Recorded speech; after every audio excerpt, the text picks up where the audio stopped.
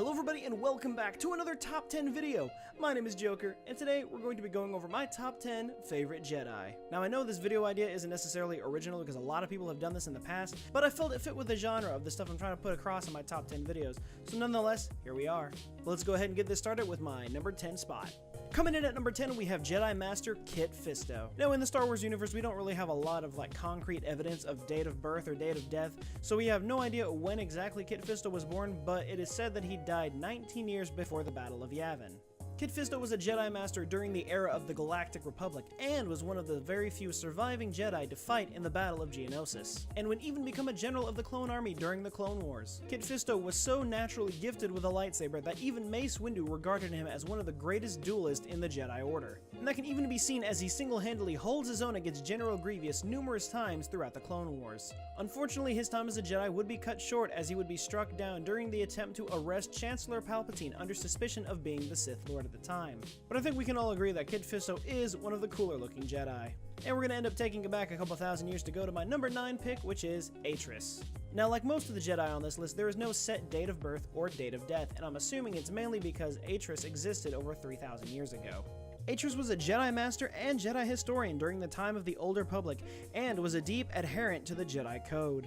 And I can't really blame her on her views because her life was pretty messed up. Her personal hero, Mitra Surik, ends up joining Darth Revan and Darth Malak during the Mandalorian Wars, and when Surik returned to face the Council's judgment, Atris was one of the first to condemn her for falling to the dark side, and afterwards Atris went into seclusion. And in doing so, she ended up surrounding herself with the Chani handmaidens who were completely blocked off from the Force, making her the only Force user. Atris was a very powerful Jedi Master who used abilities such as Force Suppression and Force Stun. And here's a big surprise to me as I was learning about this stuff, because apparently I never finished the game to realize this. After her fall to the dark side, she proved to be just as good with dark side powers as she would with her light side powers. She was also a masterful lightsaber wielder using the form of Juyo, which was the same form used by Darth Maul. But apparently in my attempt to research these characters for this video, I come across an article talking about an unused character model for Atris being in your party as a Sith Lord, so that's something that I didn't see before. So apparently you had Atris, which was the natural all-white character,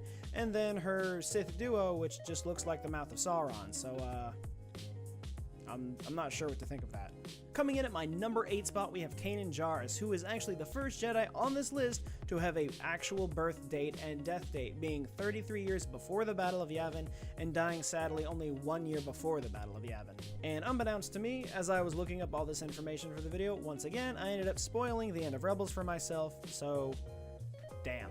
Kanan was one of the few Jedi to actually survive Order 66, which was only due to his master, Deepa Billaba, sacrificing herself to save him instead. When we first come across Kanan, he is second in command of the Spectres, a small crew of rebels that is captained by Harrison Dula. During his time with the Spectres, he comes across a Force-sensitive teenage boy by the name of Ezra Bridger, not to be confused with Ezra Miller, which for some reason I do constantly. Kanan takes in Ezra as his new apprentice, and the strength of the Jedi lives on. At least for a little bit, because Kanan would eventually fall during the rescue attempt to save Hera, after an Imperial walker fired upon a fuel tower, and as Kanan's master sacrificed herself for him, Kanan sacrificed himself for Hera.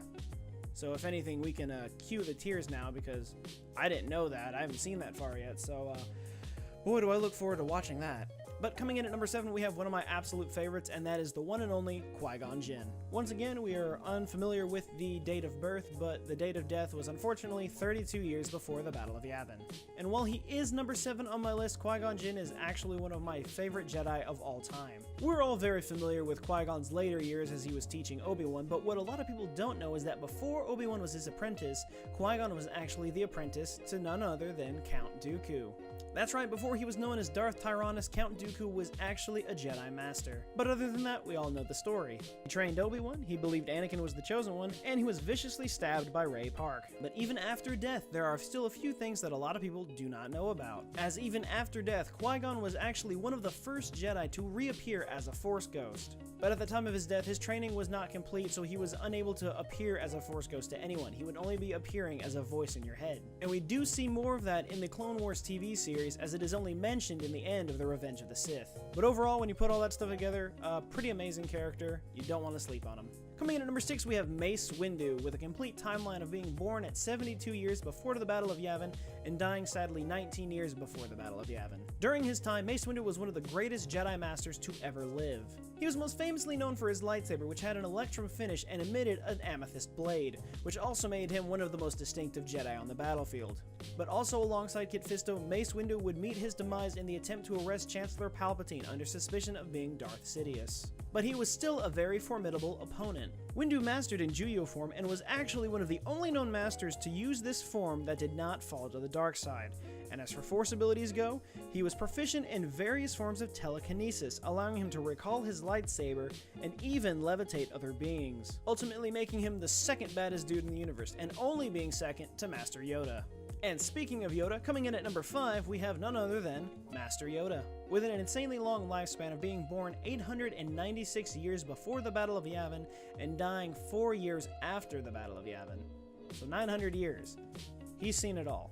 Yoda is supposedly the only one of his mysterious race that no one knows about besides Master Vandar, which is no longer canon, and Yaddle, who mysteriously disappeared after the Phantom Menace. We don't talk about that part. Yoda was a force-sensitive being that was trained as a child, and at the age of 100, felt that he was able to take on the rank of Master and pass on what he had learned. He would then spend the next 8 centuries teaching legions of Jedi, which comes in at a rough estimate of over 20,000 Jedi. That is outstandingly ridiculous. And while that is insane, here's where it ties in and gets a little more interesting. The last known Padawan that Yoda would personally take on would be Count Dooku, who would then go on to teach Qui-Gon Jinn, and we're all caught up from there. Now, despite his age and height, Yoda was the greatest Jedi Master of his time. His knowledge of the Force was so great that he could even tell the alignment of a Force user simply by touching them. And even as a Force ghost, his power with the Force became so great that he was able to manipulate weather to create lightning strikes. So yeah, I don't know about you, but definitely not someone I would want to make angry. Coming in at number 4, we have the Chosen One himself, Anakin Skywalker. After the death of Qui-Gon Jinn, Anakin became Obi-Wan Kenobi's apprentice, and would continue his apprenticeship throughout the Clone Wars, until he was granted the rank of Jedi Knight, to which he was giving his own apprentice, Ahsoka Tano. During his years as a Jedi, Anakin grew close to Chancellor Palpatine, only to discover that Palpatine was the Dark Lord of the Sith, and in Anakin's attempt to turn Palpatine over to the Republic, cost the lives of 4 Jedi, including Mace Windu, before Order 66 was executed. Anakin would then become Palpatine's apprentice and become known as none other than Darth Vader. Now, I'm personally still on the side saying that Anakin is still the Chosen One. While his skills with the Force and a lightsaber grew faster than any other Jedi had ever seen, even as Darth Vader, he was able to overthrow the Emperor in order to save his son Luke, thus bringing balance to the Force. So as Obi-Wan said that it was said that you would destroy the Sith, not join them, yes, he did join them, but he also did destroy them. But again, that's just my opinion. We're going to back it up another 3,000 years for my number 3 pick, coming in with Bastila. Now, like I said earlier with Atris, this was so long ago that there is no exact date of birth or date of death, but we do know that Bastila was born roughly 10 years after Mitra Surik, who we all know was Atris's personal hero. Bastila served as a Jedi Padawan during the Jedi Civil War, and was known for her exceptional Force power, Battle Meditation. This Force ability allowed Bastila to increase her allies' morale while demoralizing her enemies. During the Jedi Civil War, Bastila was a part of a Jedi strike force which was sent to capture both Darth Revan and Darth Malak. However, the plan would fall through, as during the battle Darth Malak turned against Darth Revan and ordered all the cannons to fire upon Revan's vessel in hopes of taking out both Revan and all of the Jedi on board. However, Bastila would end up surviving and would actually end up bringing back Darth Revan to the Jedi Council to have his memory erased. But we're not done there. Bastila and Revan are then tasked in finding the location of the Star Forge, but in doing so, Bastila is captured by Darth Malak, and after a week of torture subdues to the dark side and becomes Malak's new apprentice. But all would be well, as then Revan would confront Bastila upon the Star Forge, and in doing so, Revan redeems Bastila and brings her back to the light. There's a whole lot more to her story that I wish I could cover in this video, but unfortunately I don't have the time to do that. However, I do think that you should go ahead right now after this video and go look it up for yourself, because her story is definitely a powerful one.